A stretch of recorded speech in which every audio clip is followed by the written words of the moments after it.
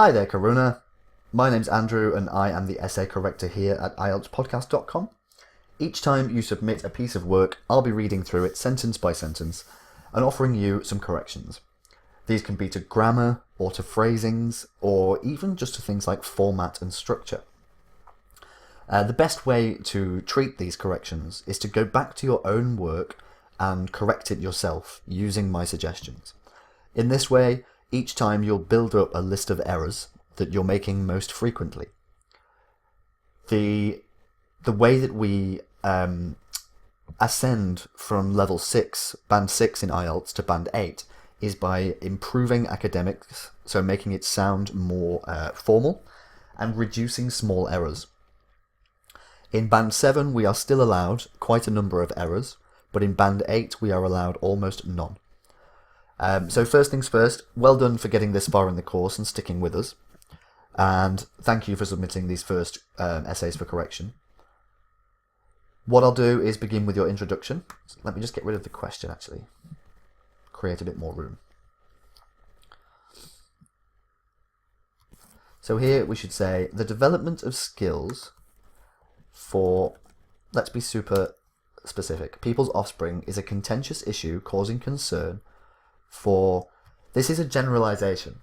We're saying that 100% of parents are concerned about their child's skill development. And while this may be almost true, it is certainly not true. Generalizations are almost never true. So we could say the vast, oh no, not like that, we don't need to shout it. The vast majority of parents. I firmly believe that practicing leisure time activities can prove to be more helpful in enhancing the cognitive skills and physical strength of a child rather than reading. Cool. This essay will analyse the importance of practicing fun activities and use examples from schools and surveys to demonstrate points. Demonstrate points is fine. That's actually a really good introduction. You have covered all of the requirements, so you've discussed the contention, you've given your opinion, and you've actually briefly explained the ideas that you'll use in your body. So this is fine. So firstly, enjoyable activities augment, great word, children's communication skills. This is because enjoyable practices are always interactive. Alright then, I'll give you that. But remember, if you're saying always or never, it's probably a generalization. Which gives a child an opportunity to express his or her views and reduce shyness. Cool. But what about... So now, you've said that enjoyable practices are always interactive, and they give the child an opportunity to become more confident, essentially. But what about video games? They're interactive, but they do not provide an opportunity to develop confidence, because they are lonely activities. They do not require social interaction. So maybe we should be more specific about the fact that these are what we're referring to is enjoyable activities that require interpersonal interactions, social interactions. For example, in India, schools, again, I'm going to start removing this. Many schools emphasize, and can we use British English spellings? So it's place emphasis on or emphasize directly. So let's say, for example, in India, many schools emphasize interactive activities to groom the verbal skills of children at an early stage.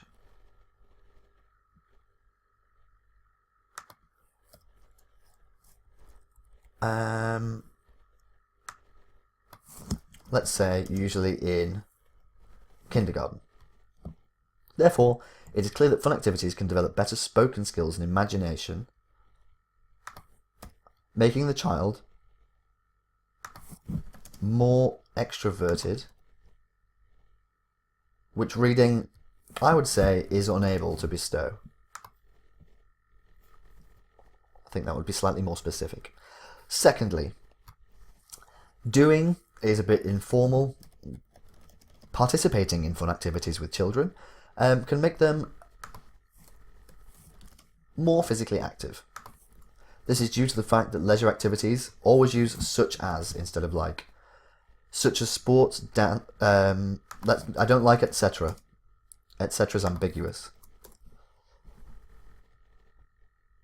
Leisure activities such as sports and dance.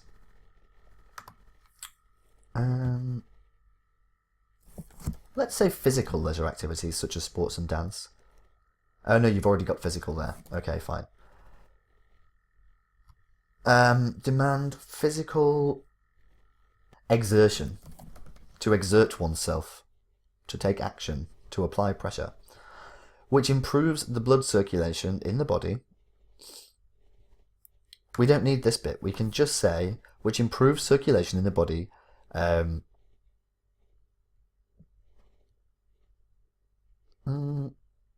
That's okay. But we could say something like, resulting in a more active child. Or resulting in a more energetic child throughout the day. For instance, a recent survey conducted by the Times newspaper revealed that children who participate in physical activities for enjoyment remain active, more active, as compared to girls and boys who do not indulge in these activities. Don't use negatives and also don't use contractions. So to not participate in something is to abstain from it, compared to boys and girls who abstain from these activities. Consequently, let's say, we've used activities too many times now. Let's say pastimes. Fun pastimes. In order to use boon, you have to have the indefinite article before it. Fun pastimes are a boon for physical fitness for children. Again, no contractions. So let's say cannot. That cannot be gained while reading.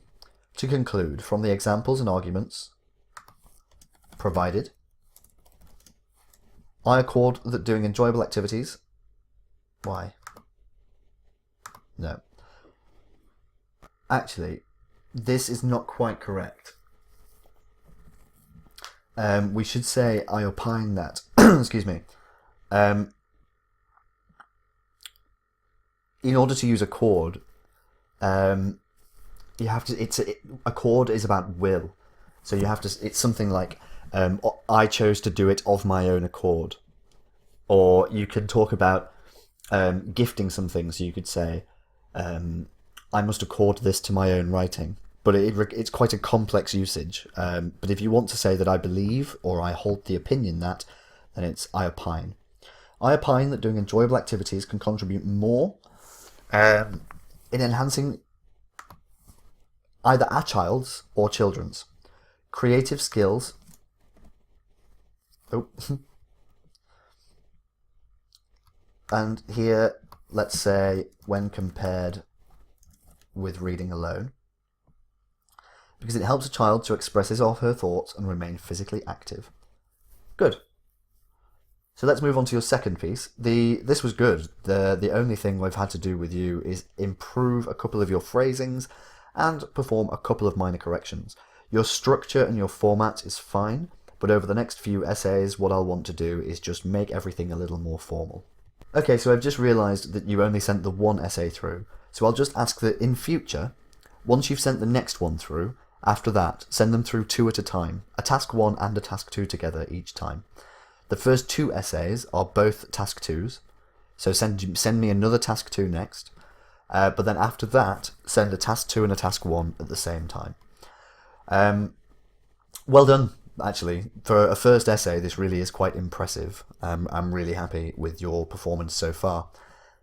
By the end of the course, I really hope to be seeing sort of a level 7.5, level 8 writing with you. But I'll send this over to you now. All the best, Karuna, and I'll speak to you very soon.